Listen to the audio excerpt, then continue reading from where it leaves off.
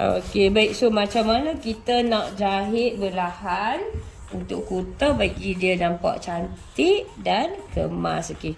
So, yang pertama sekali, kita jahit daripada atas. Okey, kemudian sampai kat belahan tu kita jahit kasar.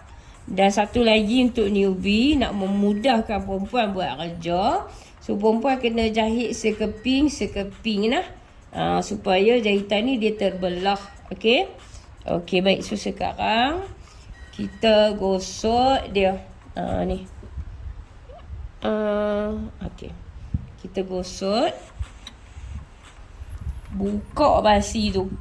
Buka dia sampai ke atas. Okey. Nampak tak? Okey, kita buka dia sampai ke atas dah. Bukan muat pula dah. Dia berlari-lari. Okey. Kita betulkan dekat bahagian sini. Macam tu. Bagi dia elok-elok dulu, bagi dia terhampak elok-elok. Macam tu kan. Okey. Sula ni dekat bahagian ni, okey. Kali kat situ dulu. So kita yang ni Awi tonyoh sabun. Sabun ni tujuan dia bila kita gosok dia kan. Tengok dia akan tolong bantu kita ni. Basi dia letak pi dekat tu. Okey, lepas tu kita gosok dia. So dia akan keras elok je.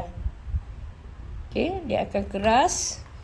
Dia akan tolong terbentuk sekali sebelah sini pula. Okey, lepas tu sekali lagi kita gosok sabun tu dekat tengah-tengah lipatan tu je sebenarnya. So lipat. Lepas tu macam tu. So sebelah pula. So kiri kanan dah.